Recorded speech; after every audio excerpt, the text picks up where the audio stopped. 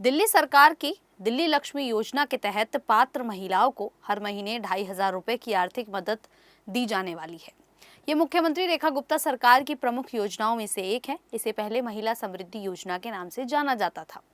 मार्च 2025 में दिल्ली कैबिनेट ने इस योजना को करीब 5100 करोड़ रुपए के बजट के साथ मंजूरी दी थी। योजना को 1 अगस्त 2026 से आधिकारिक तौर पर शुरू किया गया। इसी दिन इसका ऑनलाइन पोर्टल dly.delhi.gov.in भी लॉन्च किया गया।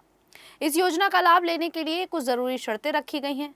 आवेदक महिला की उम्र 21 से 60 साल के बीच होनी चाहिए। परिवार की सालाना आय 2.5 लाख रुपए से कम होनी चाहिए। महिला खुद, उसके माता पिता या पति कम से कम 10 साल से दिल्ली में रह रहे हों।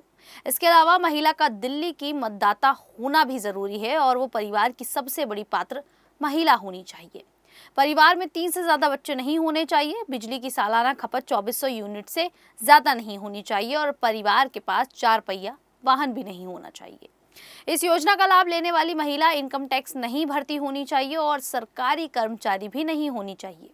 इसके अलावा उसे पहले से कोई पेंशन या दूसरी सरकारी आर्थिक मदद नहीं मिल रही होनी चाहिए। ये योजना 3 साल के लिए शुरू की गई है और सरकार का लक्ष्य करीब 17 लाख महिलाओं को इसका लाभ देना है। योजना की पहली किश्त 1 सितंबर 2026 से महिलाओं के बैंक खातों में आने वाली है।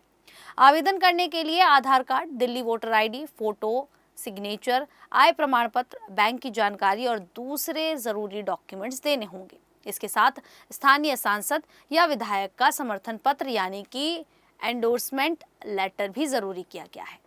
पोर्टल शुरू होने के पहले 12 घंटे में ही 33,000 से ज्यादा महिलाओं ने रजिस्ट्रेशन कर लिया था। हालांकि कई आवेदन विधायक या सांसद के समर्थन पत्र का इंतजार करने की वजह से अटक गए। सरकार का कहना है कि ये शर्त इसलिए रखी गई है ताकि सही और पात्र महिलाओं की पहचान हो सके। सरकार के मुताबिक विधायक अपने इलाके के लोगों के बारे में बेहतर जानकारी रखते हैं। इसी शर्त को लेकर पूर्व काउंसलर अभिषेक दत्त और मौजूदा काउंसलर वेदपाल शीतल चौधरी ने दिल्ली हाई कोर्ट में जनहित याचिका दाखिल की।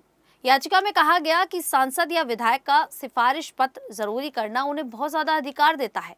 इससे एक सरकारी योजना राजनीतिक सिफारिश पर निर्भर हो सकती है।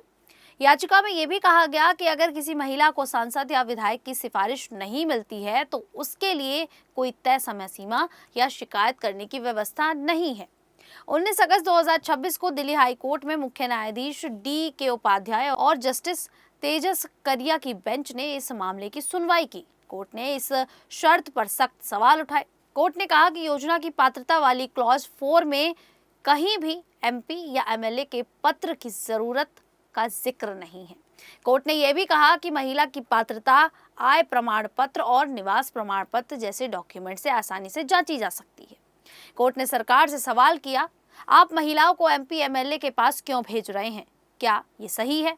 कोर्ट ने सवाल किया कि अगर किसी महिला को सांसद या विधायक की सिफारिश नहीं मिलती है तो क्या उसका आवेदन रुक जाएगा?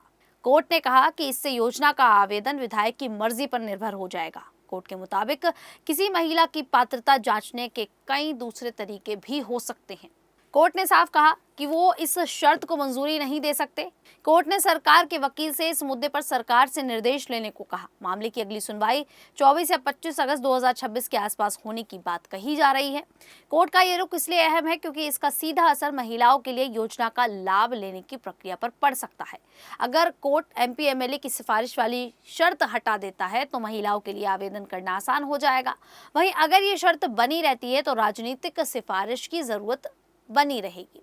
फिलहाल सरकार को इस मामले में अपना पक्ष रखना है। ये मामला सिर्फ दिल्ली की महिलाओं को मिलने वाली आर्थिक मदद तक सीमित नहीं है, बल्कि सरकारी योजना में पारदर्शिता और निष्पक्षता से भी जुड़ी हुई है।